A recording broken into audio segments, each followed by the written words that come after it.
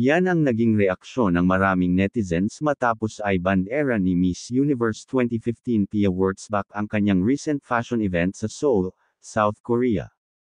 Paano ba naman kasi, na-meet niya at nakapagpa-picture pa siya sa mga paborito nating sikat na K-pop stars. Kabilang na riyan ang Korean personalities na sina BLACKPINK Lisa, 17 Mingayo, at Enfant members na sina Jungwon at Nikki.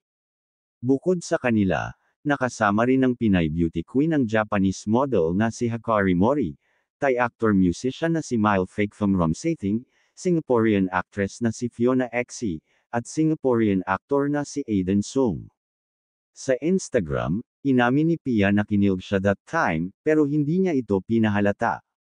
Came out to play with at Bulgari to celebrate #Bulgari Studio, got to meet some amazing people, and reconnected with some old friends too, laughing emoji, caption niya. Ani pa niya, trying to keep my cool pero kilig na kilig din ako, but it's giving me butterflies too.